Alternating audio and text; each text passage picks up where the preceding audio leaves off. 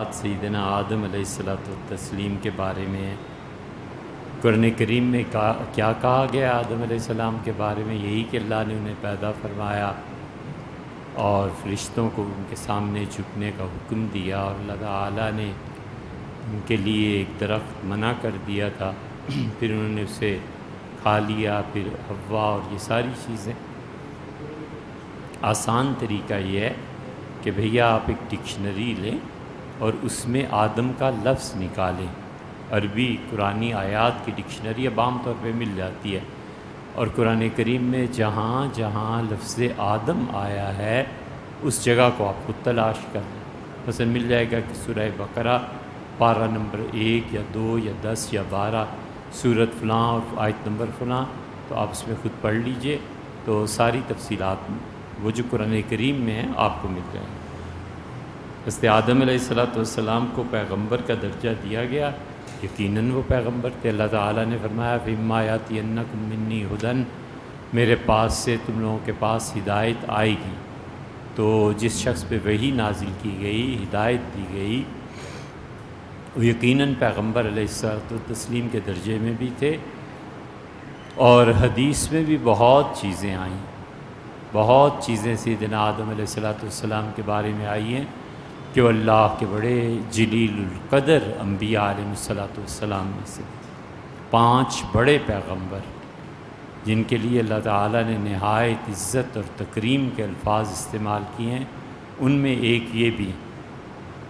آپ خود سوچیں کہ اللہ تعالیٰ براہ راست کہتے ہوں گے کہ آدم یہ کر، آدم جنت میں چلا جا، آدم یہ کھا، کیا محبت ہوگی کہ پروردگار عالم خود نام لے لے کے کہہ رہے ہیں، تو کیا تعلق ہوگا ان کا۔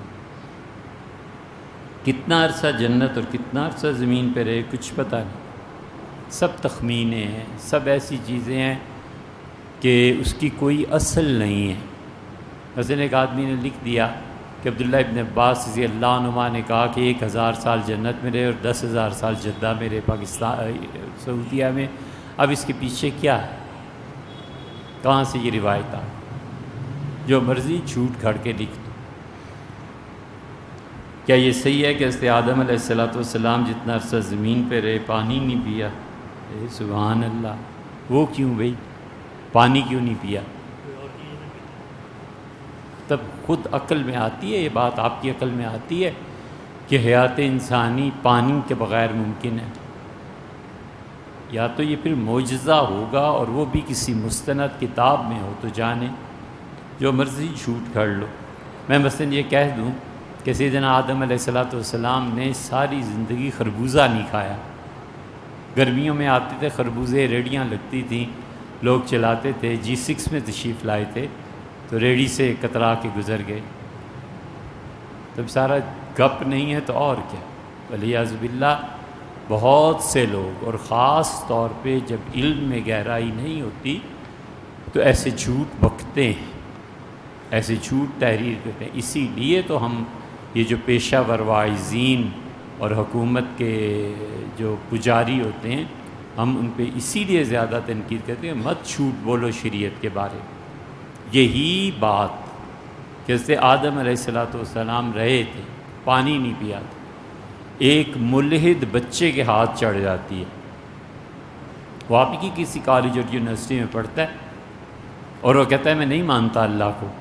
یہی بات وہ 50 دوستوں کو سنائے گا اور کہے گا یار خود عقل سے کام لو، پانی نہیں پیتے تھے تو زندہ کیسے رہتے تھے؟ اب کون اس کا جواب؟ 50 یہ سمجھیں گے کہ یار آیا ہوگا کسی کتاب میں۔ تو اس لیے ملاقات ہو تو عرض کریں کہ بیٹے سب جھوٹ ہے، سب گھڑی ہوئی چیزیں۔ آدم علیہ السلام اور اماں حوا علیہ السلام میں پہلے کون فوت ہوا کچھ پتہ نہیں، جنازے میں بھی شرکت نہیں ہوئی۔ اللہ تعالیٰ درجے بلند کرے اماں کے اور ابا کے، یقین مانے کچھ پتہ نہیں۔